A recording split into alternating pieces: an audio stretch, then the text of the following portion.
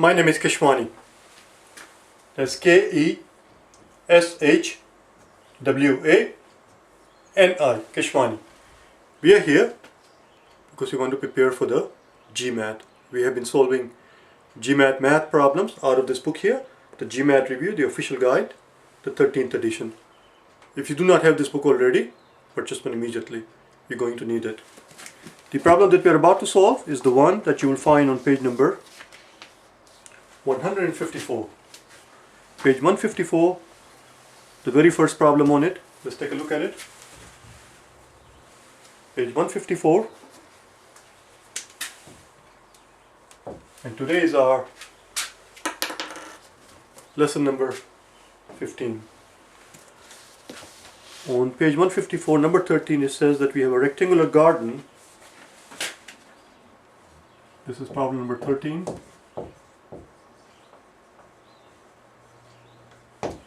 We have a rectangular garden, and we are told that the length of this garden is 2 times the width. We are also told that the person has put a fence all the way around the entire garden, and it came out to be 360 feet. So that means 360 feet is the perimeter. Is the perimeter of the whole thing. Is the perimeter of the garden.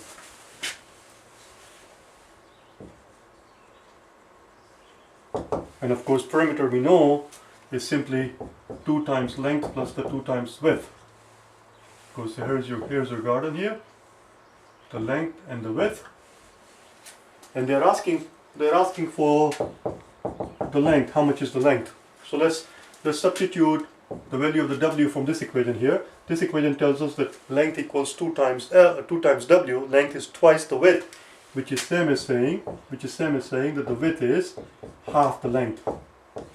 Width is half the length. Let's put this in here. So we get 2l plus 2 times the width, which is half the length, which equals 360, which is the perimeter. 2 times half the length is same as just the length itself plus the 2l, so we get 3l equals 360, and therefore l equals 360 over 3. 3 goes into 3 one times, 6 goes into 3 2 times, is 120. That's it. That was it. That was very simple, very straightforward. Let's look at the next one. That was it. Number 13. Let's look at the next one, number 14. I'll give you a couple of seconds.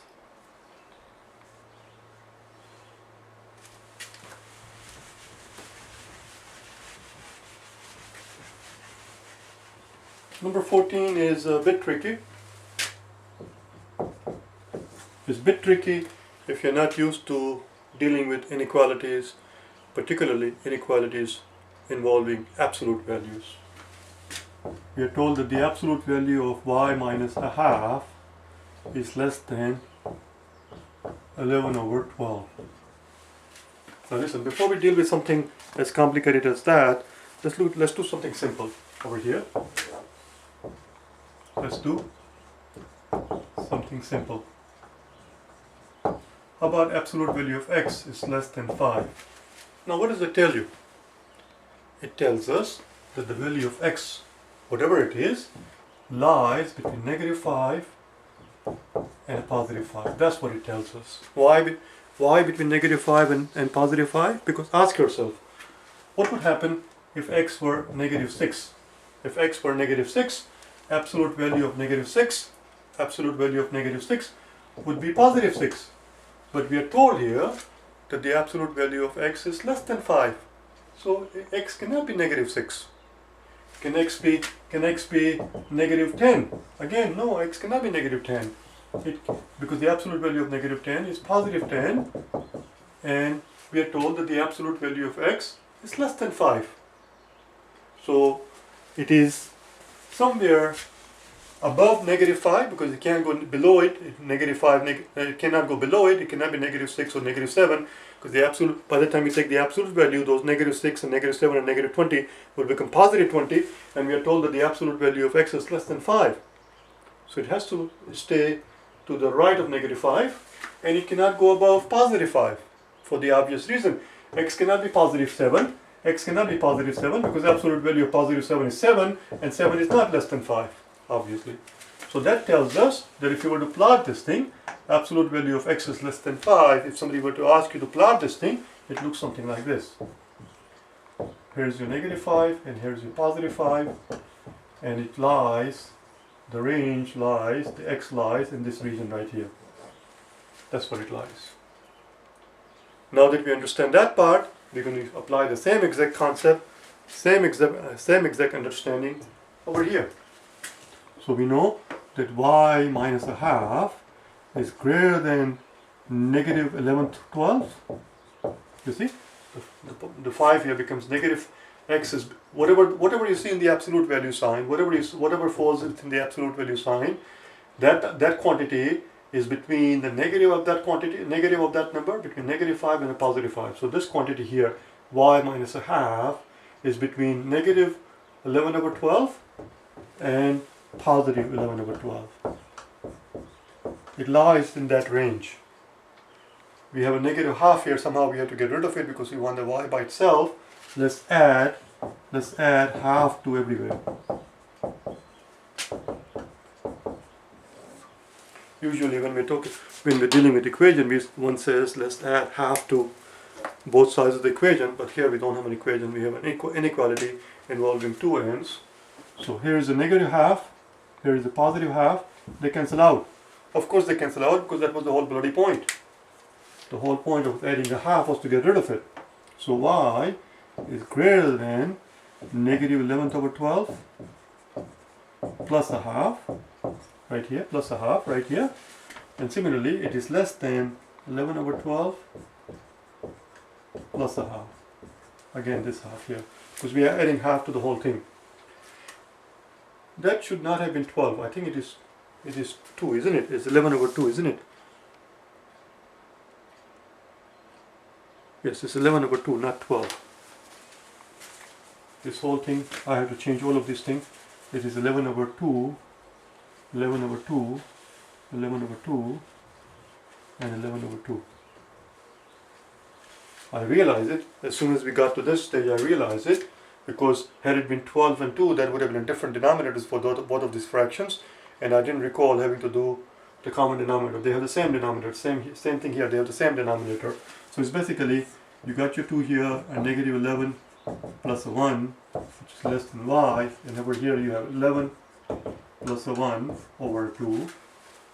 Let's carry on then. So -11 and a +1 gives you -10. -10 over 2, and here we have 12 over 2, which tells us, I'm not going to continue doing down there because I don't know how low you can read here. 10 divided by 2 is 5, so it's -5 and a +6. X lies between -5 and a +6. Let's put it up here so we can see it. If you continue this part here, X lies between -5 and a +6. And if you wanted to show it on the graph,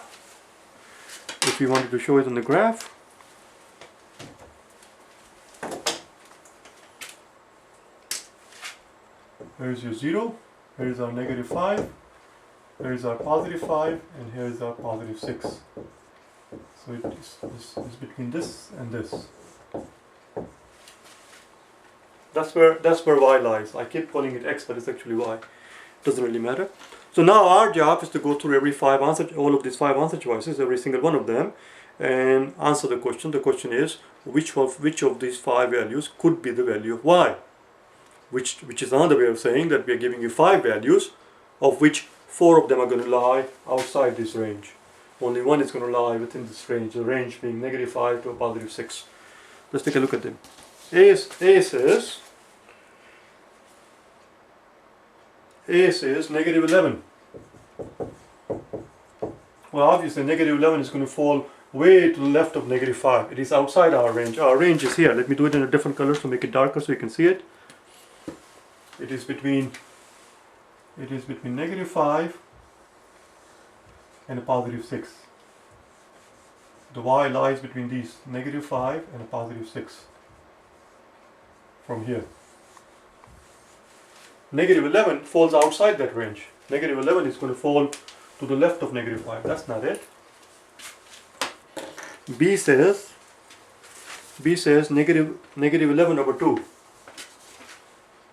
B says negative 11 over 2, which is same as negative 5.5. Again, negative 5.5, this is negative 5, negative 5.5 is going to fall outside somewhere here. That's no good. C says 11 over 2, which is positive 5.5. Now, positive 5.5 actually will fall within our range, which is from negative 5 to a positive 6. So that might work. And D says 11. 11 is not going to work, obviously, because highest we can go is positive 6. And E says 22. That's not going to work. The answer is, of course, the answer is C. I don't know why I crossed it out just now. The answer is C. Well, that's what it is. You just have to take your time and make sure you don't end up making a boo-boo, because it's very easy to make some silly mistake when you're dealing with inequalities, particularly when you're dealing with inequalities with two ends, particularly when the inequality involves an absolute sign, and particularly when it involves fractions. And this thing has everything. It's an inequality, it's a two-way inequality, it involves absolute sign, and it involves fractions. Just take your time and that's all. I'll see you tomorrow, okay? Bye now.